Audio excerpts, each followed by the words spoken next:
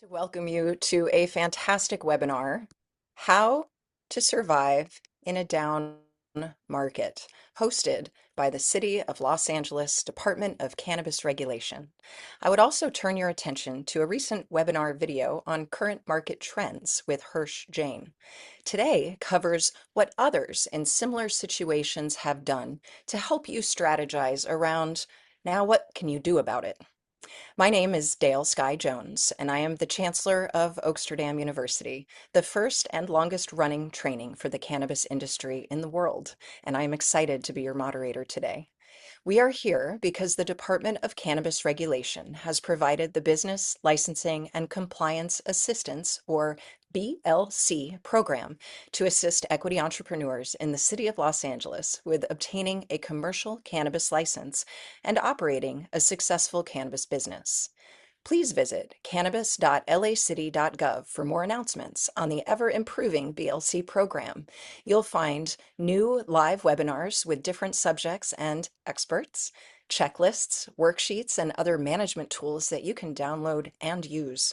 Links for accessing expert consultants in the BLC coaching program. This connects you with seasoned cannabis subject matter experts, and I'll drop a link in the chat for you to be able to sign up for these important coaching services only for social equity applicants and entrepreneurs with the City of Los Angeles. Self-directed online education is also available on important topics related to running a successful cannabis business through the BLC's Learning Management System, which is usually referred to as the LMS.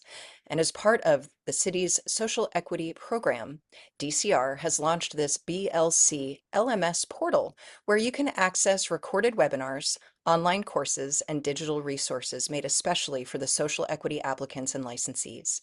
I highly recommend that you take this and explore some of these courses in the LMS if you've not already done so. We are adding all the time.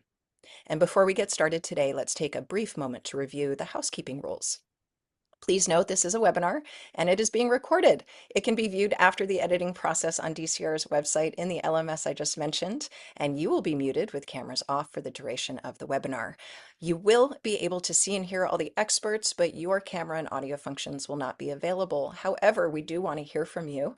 There is an open chat box where you can interact with one another for networking or comment on the information provided. Please do use caution when sharing personal information. This is a public forum, and keep your questions focused on today's topic. Also, your other option is to ask questions in the Q&A box. We are gathering and responding to your questions throughout the presentation, and we will have a dedicated session at the very end to make sure that we get to all your questions, but feel free to ask along the way. You're encouraged to use that Q&A box throughout the presentation. Also, if you have a question, others probably do too, so please don't hesitate. Finally, please note that today's content was not created by the Department of Cannabis Regulation or the City of Los Angeles, and it is for your informational purposes only. This information is subject to change and does not replace or supersede the Los Angeles Municipal Code, nor constitute legal advice. And if you have specific questions outside of today's topic, you can call 213-978-0738 during business hours, Monday through Thursday, 10 a.m. to 4 p.m., and speak with a DCR representative. And it is now my esteemed pleasure to introduce today's subject matter expert, Jhavid Mohseni. Jhavid is a successful cannabis broker who has long sustained licensed cannabis operators through harsh market conditions. He began his journey in global commodities trading through aquaculture, where he played a pivotal role in expanding his family's business into a global powerhouse. Under his sales leadership, the company became the country's largest exporter of fresh fish, serving clients from Los Angeles to Tokyo, with weekly sales exceeding 30 tons. Javid's entrepreneurial spirit then led him into consumer electronics industry, where he founded and later sold a successful company. This company distributed 14 prominent brands, including industry giants like Apple, across 14 countries, achieving annual revenue of over 10 million USD. Recognizing the potential of the burgeoning cannabis market, Jhavid founded Tamerlane Trading in 2016. Tamerlane quickly became the world's leading quality verified marketplace and brokerage firm for bulk wholesale cannabis. And today, Tamerlane has traded nearly 100 million USD in bulk wholesale volume and facilitated thousands of successful transactions for hundreds of licensed operators. Javid loves Rubik's Cubing business challenges. He fosters a supportive environment for his team and partners, I will say, empowering them to achieve their objectives. And moreover, Javid is deeply passionate about personal growth, working with psychedelic plant medicines and silent meditation techniques to expand consciousness. Please help me welcome Jhavid Mohseni, and by all means, start your presentation. Thank you. Hello, thank you very much for having me. It's an honor to be here, and I'm excited to share what we've learned in this 10, 11 years of actively supporting cannabis operators. Today, we're going to look at really some lessons from Washington State and beyond, but really it's to help to anticipate and prepare for the market downturns that we're experiencing, learning how to navigate them, developing strategies that also enable the business to stay afloat amid the poor market conditions, and then also to mitigate these challenges and associate which are associated with the down markets that we're experiencing. So as we jump into the lessons from Washington State, I'm going to start with a little bit of the history. You know, Washington really is one of the best examples of what you guys are experiencing in California. Early on, there was lots of excitement. The stakeholders that were getting involved in the adult use markets and got early licenses, they had built out their pro formas. They had price per grams that looked great in the projected sales forecasts and how much weight they were going to move. And essentially, what I've seen for all of the markets, really starting in Washington as well as Colorado, is we didn't really know what we were planning for. It was essentially built in a vacuum. No one knew or understood the market forces that were coming. And I'm sure some of this sounds familiar with you cannabis operators down in California. Many of the legal state markets follow each other. And initially when the licenses came online, operators were able to hit these price points in their pro formas for the first year, 2 years, and supply was essentially limited. Retailers really couldn't get enough product. What happened is by the time we got to 2016, all of us in the industry in Washington, we started seeing that the production increases. As production was increasing, more and more operators were getting online that really prices dropped. There was more material than the retailers wanted. There was excess material now starting to flow into manufacturers or hydrocarbon extractors.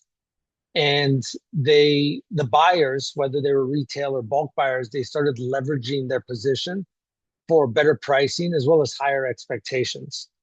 The initial build out, we saw that a lot of operators were looking at it from the commodities or the economies of scale. So we have the fixed costs to set up the facility, the capex to get it going, and also to operate it, and the variable costs in terms of production. And so a lot of people were really looking at how can we squeeze as much production volume out of our facilities.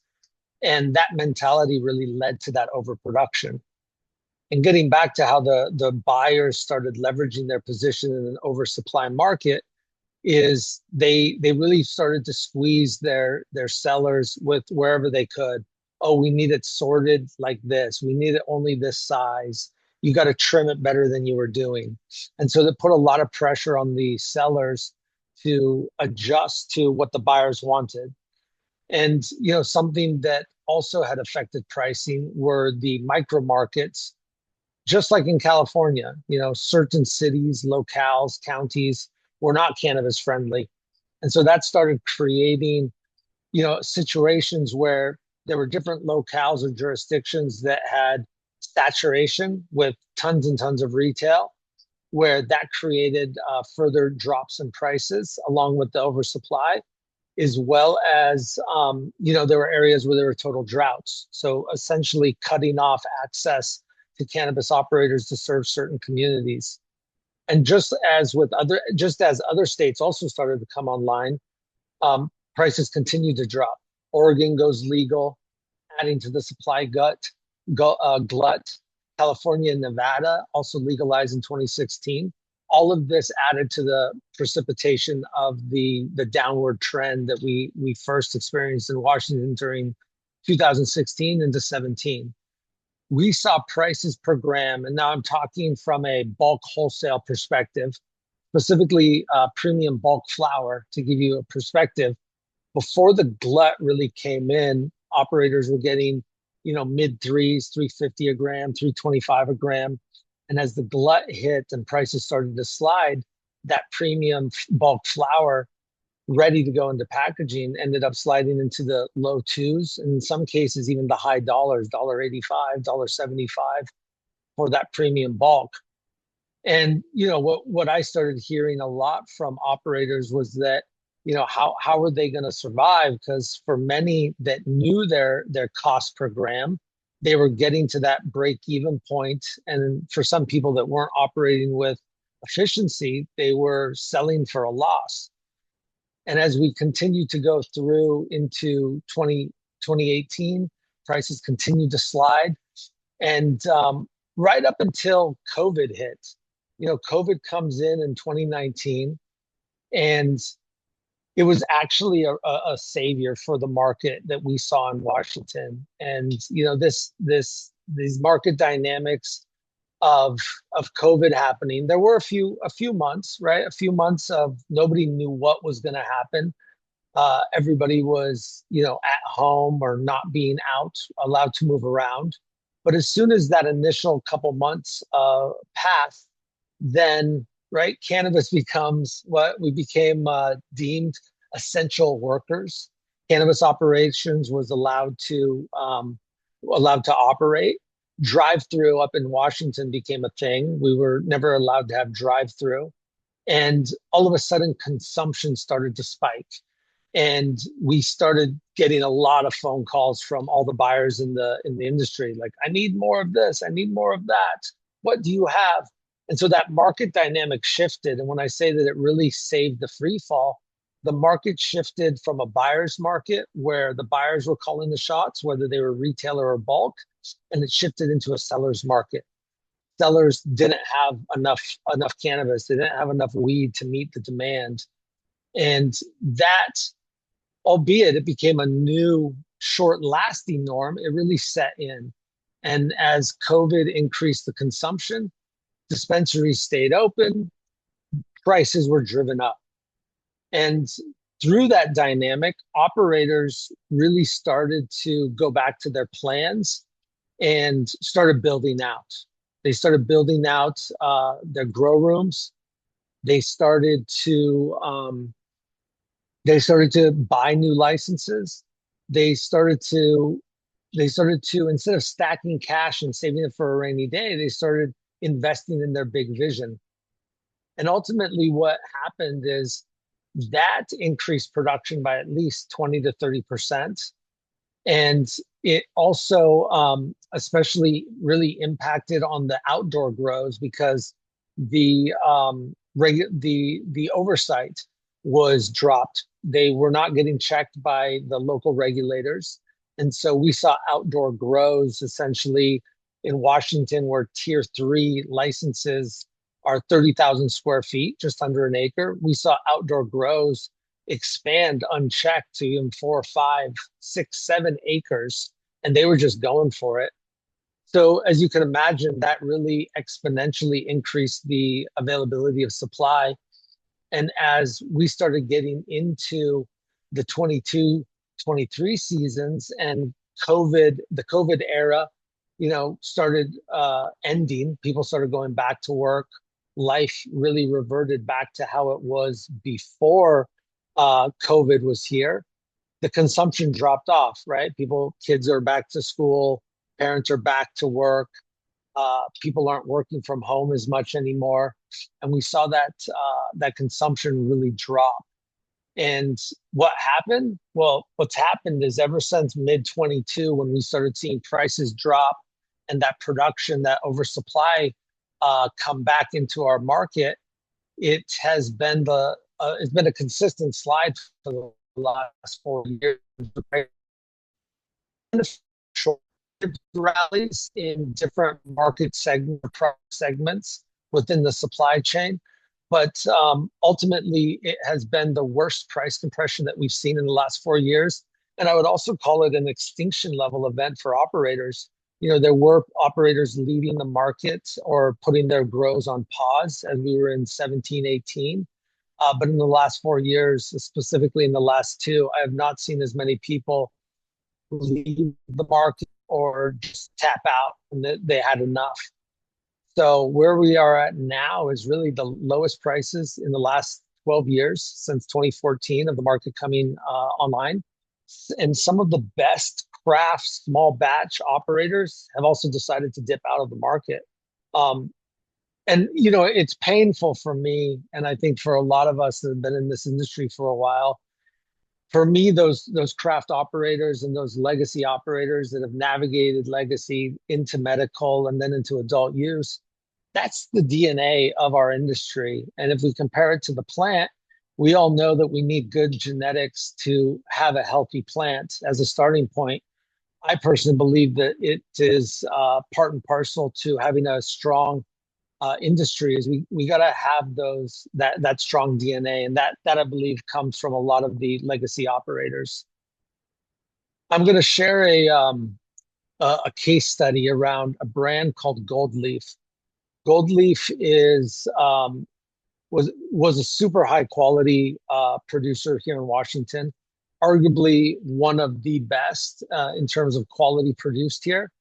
They were legacy operators that had a very strong following from the medical market, and they focused on all of the nuance and all of the detail that really matters to creating that best quality product that is medicine, that people can rely on as medicine in terms of it's clean. They focused on living soil. Actually, on the soil side, they had never thrown soil away from the time that they opened. And they were very, very diligent to never spray anything. They went as far as to get their clean green certification because they wanted that to be very clear. They focused on small batch. They focused on the genetics that they were growing. And in post grow, in the processing side, they really took extreme care as well in that hang dried, cold cured, hand trimmed, all the things to not damage the product and to maintain all the best attributes that that plant had produced. Essentially, extreme care and attention to detail. And for a long time, as prices started to slide, they really refused to drop their prices despite market conditions. And they took their time in implementing efficiencies, which really compounded the problem. Essentially, it was it was too little too late. And they chose to essentially leave the legal market because it was just too much effort to break even with no end in sight. And now, like many other operators, they are considering other options, including the THC opportunity. Looking at the West Coast markets and the parallels among them, we all have come from legacy markets, and for decades, these legacy markets have been overproducing for the specific state consumption, right? What the state can consume on its own. And this has always impacted each other's markets. We've also all shared in the micro markets, local bans or regulations that have really not helped increase demand from the consumer side. From the COVID side of it, yes, it has helped drive increase in demand, which also led directly to an oversupply. And with so much of product being available, some of the market dynamics and shifts is all of a sudden flower became a major extraction input rather than the trim of the biomass. So new product categories like hash, rosins, live elves in a meaningful way, which just wasn't possible at the higher prices, as well as fresh frozen and or live resins to expand some market share. But essentially crop values from the over build out during COVID essentially plummeted by 30 to 40%. And that's probably conservative in some areas, in some regard. And then, something else that is very consistent that we've all experienced, and it's really the illegal cross-border trade. And it continues to happen. And a real life example is in Washington, we started seeing distillate start heading up into our market from the California market. Our bulk prices in Washington were about $6 to $7 per gram of distillate. Cali distillate came in at about $1.50 per gram. And the knock-on effect to that was the biomass crops that were specifically being grown for oil or the trim prices plummeted by over 70%. As we move forward into the strategies to stay afloat, we all know that there's a lot of things that we can't control, right? The markets have been set up at a state level. There's regulatory and compliance issues. But regardless of what we can control, it's very important to at least be knowledgeable and aware of how these regs are set up, what the compliance requirements are. And also knowing outside of what California's compliance and regulatory is what and how other states are operating, because these things can help us focus on the right micro markets or opportunities in our states, or even provide us insights outside of that, outside of our particular market in California specifically. There's also the tax and legal structures for the specific jurisdictions. 280E is, in my opinion, it's equivalent of a government boot on the neck of all the operators. But in my experience working with 280E, working with hundreds of operators, is that there are some provisions within 471 alpha subsections. These are around the cost of goods sold. And in our businesses, we were actually able to work with some operators to offset some specific types of services or things that we were doing that actually could be classified as cost of goods sold, where it did help a little bit. I think it's also important, right? We're not going to be able to control what the THCA or the hemp market does and the competition that comes from that, but also being aware of how those markets are evolving and the opportunities or lack of opportunities in those spaces can help inform our thinking. As well as the unregulated markets, they do impact our business, as I mentioned before. What I'm most excited about is the things that we can control, because it is substantial what we do have the opportunity to impact and control in our businesses. And I really believe that it makes the difference between not only surviving, but actually having an opportunity to thrive despite the challenges. And so looking at our short and long-term thinking, you may have heard the phrase, fail to plan where you're planning to fail. Especially in cannabis, I think it's really important for all of us to have a plan. Things are constantly shifting. They're changing as these regulated industries settle and mature. And I would ask you guys to think about your 3-year, your 5-year, your 10-year plan. And as you look at that, it gives you the opportunity to position yourself and leverage the shifting trends to your benefit. I'll go back to mentioning about the hash and the hash rosins, the live resins that now have shelf space. That is because of the price compression. Those products were not viable. The higher prices in the production side or the bulk trading side because of the low yields, and what that would have meant on the shelf in terms of a very, very high price, which essentially priced it out of most cannabis consumers. That is something that people could see that coming, and they could plan accordingly. They could be ready for it, and people have adjusted. We also have the surrounding markets that is in our control when we're looking at our businesses and how we want to navigate. what's happening in other markets will impact your business. As I had talked about the distillate and how that's impacted um, Washington, how Oregon's market has also impacted Washington. I'm sure California is also being impacted in certain ways. One quick example, and it may or may not be a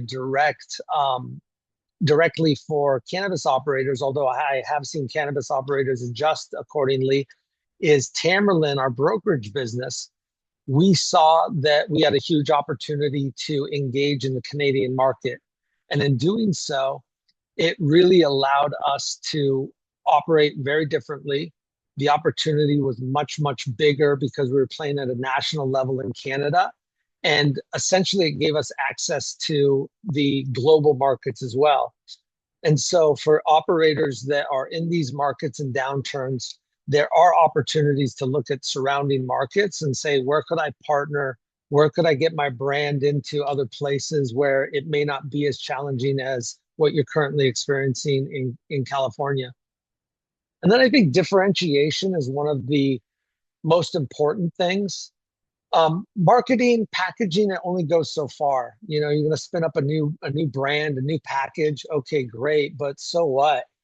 So what I really suggest and challenge everybody that is producing whatever product they are, whether it's a premium flower, or you're producing bulk for extractors or other people, it's let quality be your differentiating factor. And like I said, it doesn't apply only to premium flower. It applies to all product types, packaged or bulk.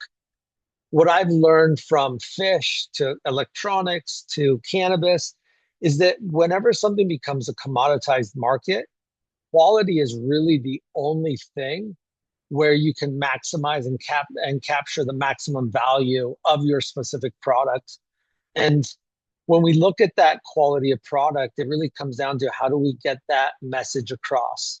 And a new package isn't going to be the only thing. It's really about the operators focusing on the quality at all levels. If you're producing premium flower, make sure that you're delivering premium flower. If you're producing material for extraction, really get an understanding of what that buyer wants and adjusting to their ask. There's a lot of producers now that are growing for terpenes or growing for live resins or the hash rosins, right? So really focusing on producing that highest quality that you are good at, that is your wheelhouse. That's what's going to be carrying you through in these times where markets are in the downturn. And then one that I've just found is so interesting is really the ego. We all have it. It can be an ally. It can also be it can get in the way. And it's really about staying humble and always being able and open to learning and to improving at all levels. How you grow, how you process, how you package, how you engage and manage your people and team, how you manage your finances. Yeah, we all want to build and we have these big visions. And what I've seen in the downturns and then in the COVID boom is there were opportunities for people to really stack cash for a rainy day instead of overbuild. As we look at the elements of success, I'm going to share some of the things that operators that I've worked with who have these things in common. So as we get into like securing your target market, it's so important to focus on that because no matter how big of an operator you're going to be, you're probably not going to produce enough to take the whole market, right? I've heard that a lot from people that get started. Oh, I'm going to do this and I'm going to do that and I'm going to have the whole market share. It's like, yeah, that's cool, but that's probably not going to happen. And so it's really getting clear on carving out and securing your sustainable market share. You're not going to get everybody, but you are going to get people that align with you, and those are going to be your repeat customers. And in any industry, the people and the companies and brands who really focus on serving their niche or their target market, they're going to be the ones that are able to survive the downturn because it's not a price point anymore. It's about who people feel connected with, who people feel ultimately who care about them as customers. So getting back to those micro markets or your target demographics, Identify where you can carve out your niche, and then be very consistent at delivering that promise. Be clear on who you are. Tell your story. Tell your story about what makes you special, and what makes your product special, and why people should care. Explain that value prop, and be committed to that promise of delivering on it. People will care, and we've seen that in many industries with many products, where when you can connect to the people that you're aligned with and they're aligned with you, they're going to be consistent in showing up. And then you can also leverage the regional trends and opportunities in your micro markets, because there are opportunities waiting to be. And with commitment, if a crop goes sideways, are you gonna break a jar? Are you gonna or turn it into joints, or find another place for it? Because one of the worst things that I've seen people do is a crop seeds out, or they have a pest issue and they spray. And I've seen so many people who decided to put that in their product, and ultimately it hurt them way more than that loss of money from that specific crop having to be put in a different product, or go a different direction. All of these things will essentially help secure your future. I'm going to give you two case studies. One is cannabis, and one comes from my fish and aquaculture background. You may know of Profit Brands up in Modesto. So they basically saw that in their low income area, there was a demand for high quality. And during this downturn in the California market, they secured very good high quality cannabis at a price that their market could afford. And even in that downturn market, they were able to grow steadily, and have success, because they were able to carve out and focus on that niche opportunity. Those opportunities are prevalent in, I would challenge, are prevalent in every, like, locale or market segment. The fish example, we were coming to the game late. We were 10 years after a lot of other producers in the Mediterranean that were growing the same kind of fish that we were. We were going up against countries like Spain, France, Italy, Greece, Turkey, and these guys were growing huge production. They were serving the global market. But what we had was Cyprus was very different. Cyprus has some of the cleanest water in the Mediterranean, and we had a focus and a commitment to create or produce as close to natural fish as possible. So it impacted what we fed our fish. The fact that our waters were clean, we didn't have to put antibiotics on the fish. We lowered the density rates to match what was happening in the natural environment. And then what we did is we took that, and there was a belief that a fish is a fish is a fish is a fish. Well, it wasn't, because when we took all of that and we started marketing in our fish and telling our story, what made it special, and we doubled down on the harvest process to be as gentle with the product as we could, as well as the packaging and storage. Once our fish started hitting the international markets, we were hearing directly back from our customers that it was better. It lasted longer in the refrigerators. It tasted better. The fish firmness was better. And so we were able to carve out that premium market for our product. And it started going into all of the high end restaurants and the high end fish markets. And essentially, we were getting the premium price in whatever market we were selling into. And that opportunity is alive. And these case studies just kind of uh, they paint that picture of what I was talking about before. As we look forward, it's really anticipating also the market shifts. Pay attention to the national market. Pay attention to what's happening in other states, the international market as well. These are game-changing opportunities, and they will be coming, and I'll be talking about that a little bit later on in the presentation. Consumers as well are becoming more and more sophisticated. Initially consumers chase that highest THC for the lowest price. In part, me too. I remember the first rec store that I visited in Washington. It's hilarious. I mean, I went in and I bought a 29% green crack because it was the highest number that they had in the store.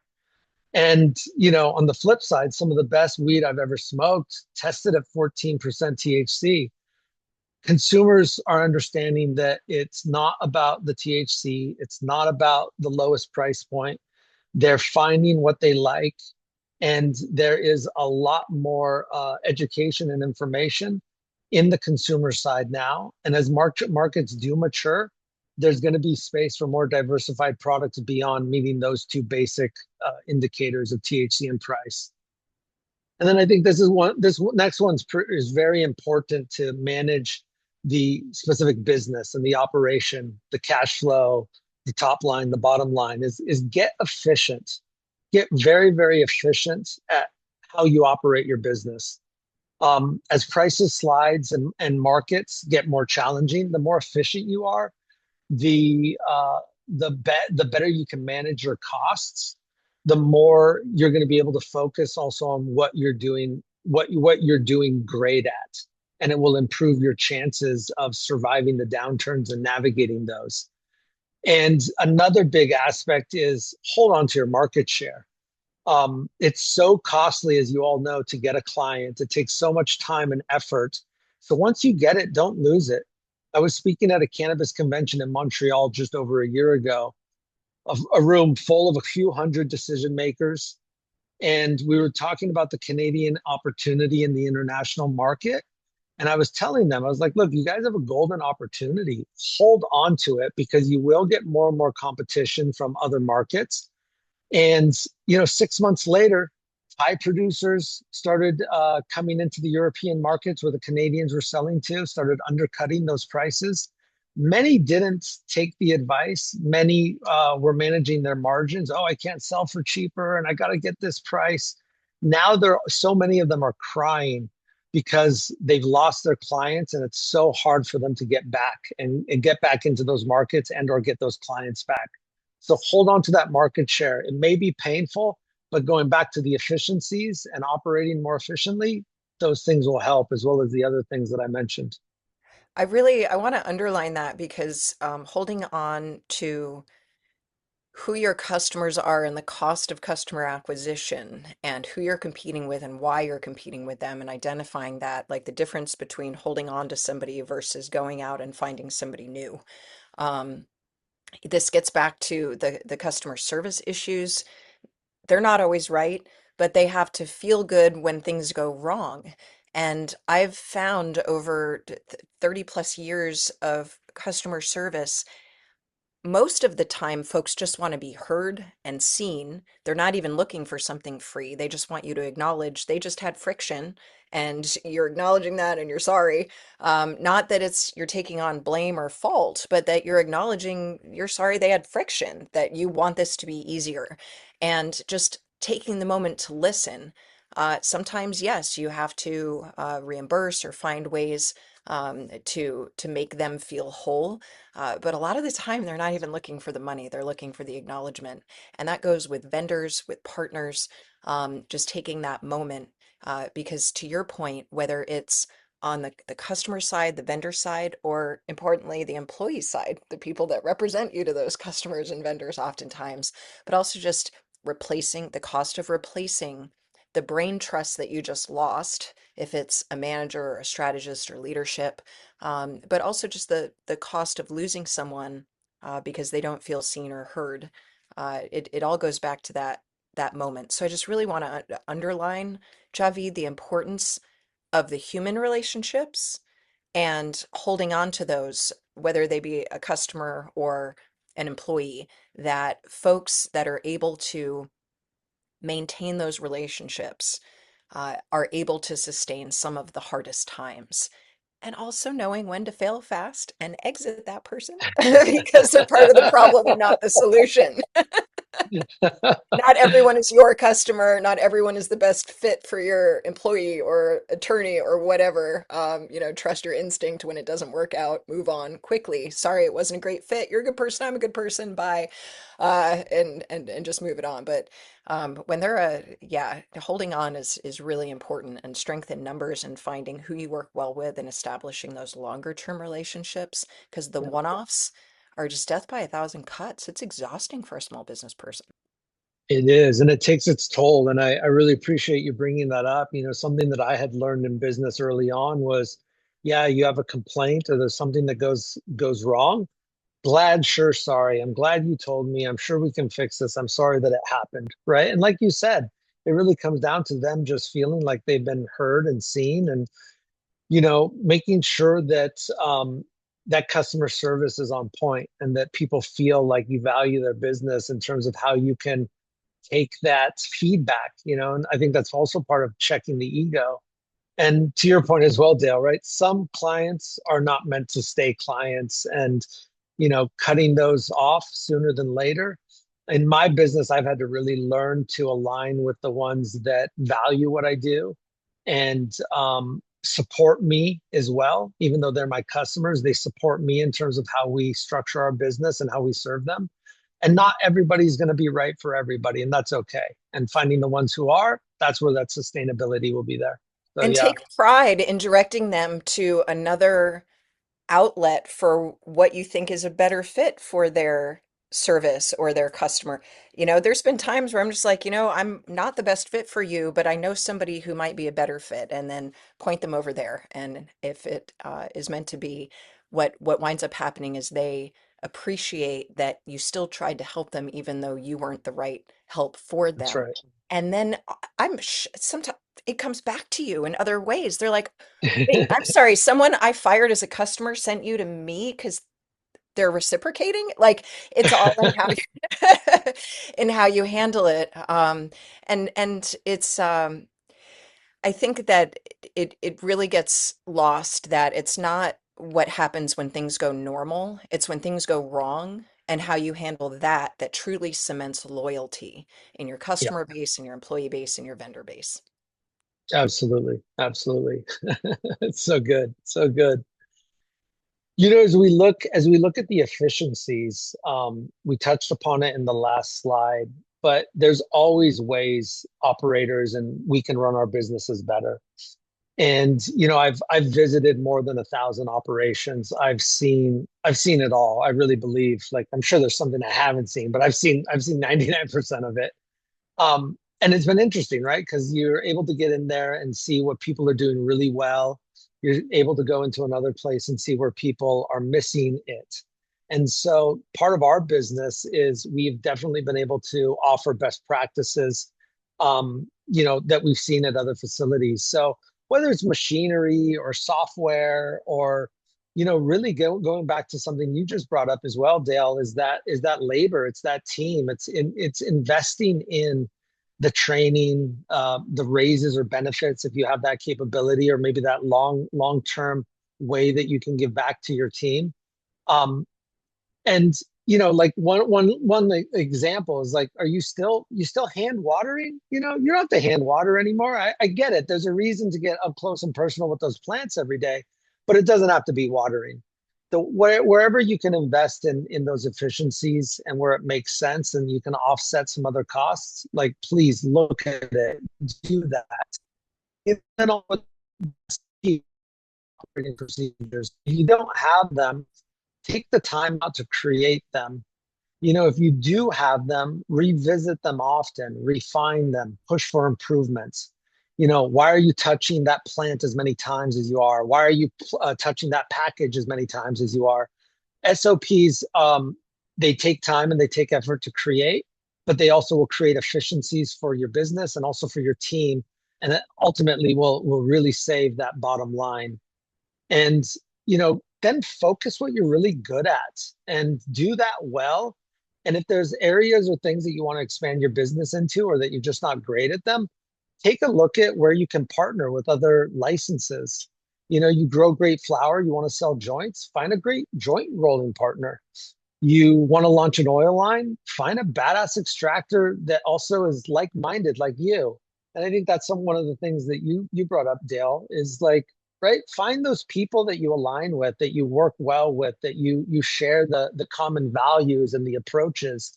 They value you, you value them, and you can build something together. You don't have to do it all. It's something that I saw early in the industry is everybody was trying to do everything. I got to grow, I got to process, I got to extract, I got to distribute, I got to package, I got to do all the branding. You don't have to. Now, some people may want to, and they may have the experience, the money, the bandwidth to do all that, the team, but you don't have to do that if you don't want to. Well, and Um, the other thing that we have now is is our track records, right, Chevy? Like you can go see like I know what you're saying you will do, but what have you done? Because that is going to be the greatest indicator of what you're likely to do with me, with us, with this brand, with whatever these plans are. And if I find three operators that are saying, "Oh, you jacked us," then I'm not going to be your fourth or your 12th. And that's just the three I heard about because it's kind of like roaches. There's the ones you know yep, about and the ones behind the wall that you don't hear about because they don't want to talk about. They just got ripped off. And so, also, if they are still in business and doing good business, like your example of a quality joint roller, for instance, manufacturer, and yet, yes, you have a manufacturing license, and maybe you're really good at extracting, but the joint rolling machinery, if you're not hand rolling, for instance, like you go find someone, they're in business. Like if they're still in business, you've got another equity operator that's here, like they're scrappy, they're doing something right. And so, how that's can right. That's right. figure out how to leverage and work together, and their ice cream is your spinach and vice versa. And maybe it's not even about the products, maybe it's about the paperwork. Like there are different ways to help each other where one of you is just better at paying attention to when meetings are happening and when you have to show up for city council or for a DCR informational, and that person, it's a buddy system, if you will, of just Mhm. reminders and like dragging each other along to make sure that the other doesn't get left behind. And it's also, frankly, also just being a cheerleader sometimes of like, you can do it. Oh, that sucked, but it's going to be okay. We're going to get through it. And woosah. It's sometimes really also just emotional support for one another. Yeah. Yeah, we've all gone through so much together, and there's so much that we can share and support. And going back to these building relationships and finding your people, whether it's your team, right? Like you said it before, Dale, when you lose someone that has been through it with you, that is a huge cost to the business. Same thing by losing partners that can support you and you can support them. There is a cost to that. And as we're going through the downturns together and the difficult times, to have your community around you, to have the people that you work with internally and externally, it really can make the difference, especially when things get tough. So as we go through and we start looking at planning for the future, I want us to really look at some of the critical elements of the downturns. Um, there's lessons from alcohol, right? I think what's really important to just call out here is that it it is there's parallels with the re-legalization process. You have essentially um, Washington, D.C., or eventually it's going to be Washington, D.C., deciding what and how these regulations look like. But right now it's state by state, city and county as well, regulating alongside national and international markets. This is what the future is going to look like for cannabis. The compliance will be a requirement even as cross-border trade does open up. Craft operators in alcohol, they learn to differentiate based on that quality, that experience they were providing, and that story. We talked about that in terms of cannabis. That you guys can do that, and in alcohol, that eventually provided longevity and profitability, and for some, an exit who were able to sell. And others decided to work with larger operators where synergies existed. Maybe there's that distribution. We were just talking about partnering up for manufacturing. There could be product line collaborations, new state expansions as well. And the smaller producers really benefit from their culture, the reputation. That's very different than a Budweiser versus a craft brewery.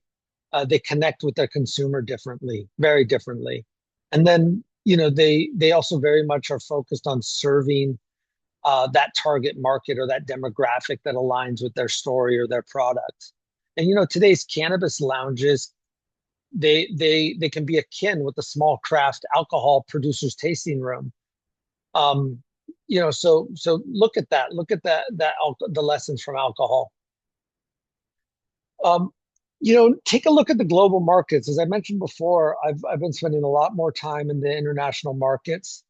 Canada is the first nationalized commercial industry. There was a lot of early speculation in the cannabis stock market. A lot of money flowed in, vast overproduction, market crashes. They went through their own cycles that we've been going through down here in the States. It definitely affected the small operators, and it has played out. The ones that could be efficient and focused on that quality have carved out their niches, and they have survived. And then we also have that regulation coming from Ottawa versus, the legacy operators from Vancouver. I think a big also opportunity is that access to global trade. They set their market up to be able to export. And currently, Canada is the largest exporter in the world, and they're also known. Listen to this: they're known as the best quality, which I take a little issue with. They do grow good quality, but there's nothing like the West Coast being the best coast. So, um, South America has been super interesting. Very low production costs. They do lack experience, but they are learning very fast. The quality is improving with every crop. They're getting better genetics.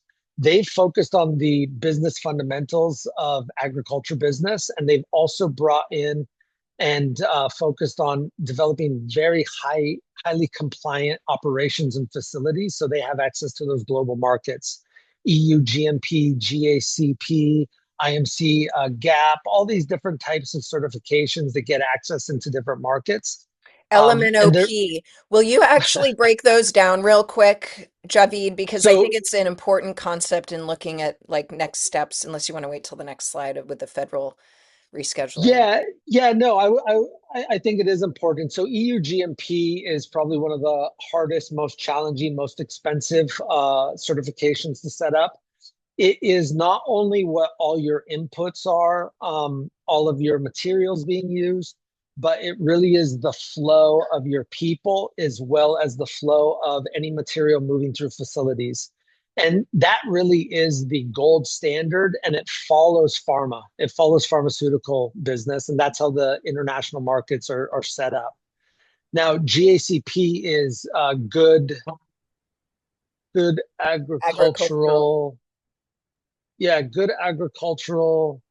Apologies for not knowing it offhand, but essentially that is managing all of your inputs. So you have documentation that shows where everything that is in your facility came from. It's fairly easy to get and to manage and to maintain. And what that does is that gives you access to the international markets. It would still have to be purchased by someone that would finish the EU GMP requirement, but a lot of product that is produced in these international markets, whether it's Canada or South America or Africa or Asia, at the bare minimum, they have GACP. And that's going to be something important for American operators to start looking at, which I'll touch on as we just get through this slide. Um, Collection practices, by the way, that's the C, collection. Thank you. Thank you. Appreciate it. Um, Thailand came on very strong in the international market. They had their own regulated market, and as that was being reevaluated, their producers were saying, "Oh man, well we got to get access now to the international if the things change locally."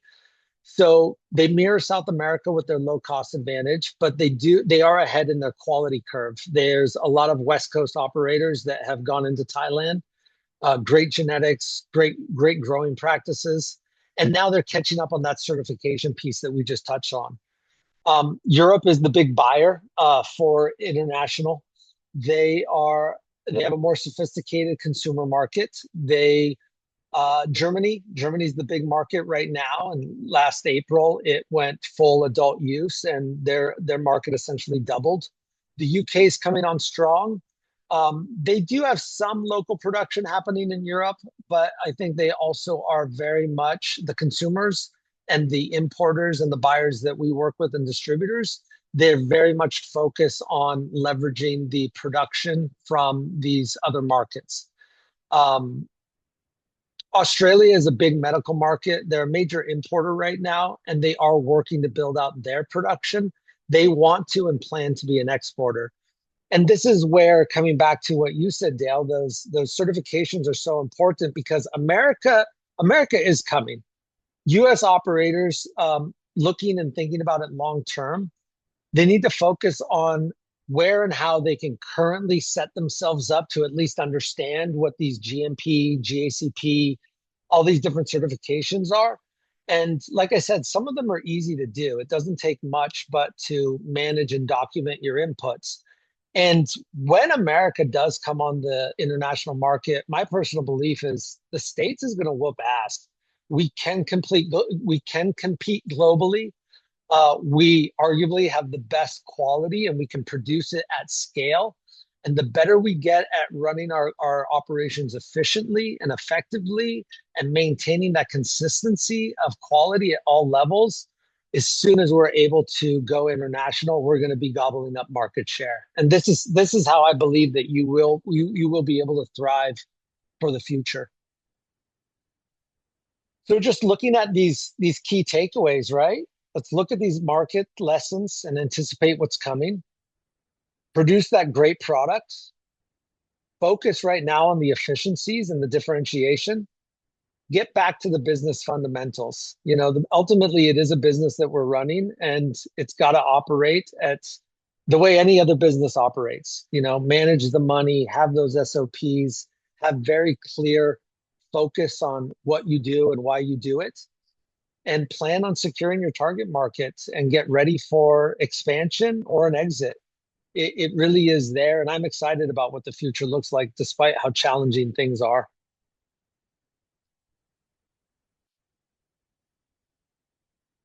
Well, that's really it. That is it. And we landed the plane with just a couple minutes left. So if anyone does have any questions, by all means, you can drop them in the chat or in the Q&A. And we've also dropped a QR code and the LinkedIn for Javid if you have additional questions for him, because he's nice enough to answer those directly. And again, I just can't speak enough to the global and state by state experience that Javid brings to just help us understand, okay, now what, and what can I do about it? And there are definitely trends on what successful, sustainable businesses are doing. And so, how do we do that more often? And it really does come down to your people, because your business is what your people do each and every day. Thank you, Javid. Thank you so much. And Thank you so much for having me. yes, we really appreciate you doing this. And thanks to each and every one of you for attending this interesting and informative webinar, which was offered by the City of Los Angeles Department of Cannabis Regulation Social Equity Program. I also just want to take a moment to offer homage to the Reverend Jesse Jackson. He was a towering figure in American civil rights who transformed social impact through economic pressure, political mobilization, and international diplomacy. He caught my eye after he ran for president in '84, and I even named my sons after him. I have a Jesse and a Jackson to honor his impact and legacy. We stand on his shoulders. So just wanted to take a moment to acknowledge his passing today. And with that, woo, thank you for your time and attention. This webinar will be available on DCR's website, cannabis.lacity.org. And as always, if you have any questions on accessing your LMS account, because you want to know what it's been talking about this whole time, please do dive in. There are amazing classes and courses, as well as the coaching services. These are professional consultants that charge hundreds of dollars an hour that DCR has negotiated excellent rates in order to help you free of charge. So please take advantage of these valuable services so that we can keep you sustainable and driving forward into the future. And with that, my name is Dale Sky Jones with Oaksterdam University. We are grateful for your time and attention. Thank you for joining us today. I hope it is a beautiful day for you as well. Take care.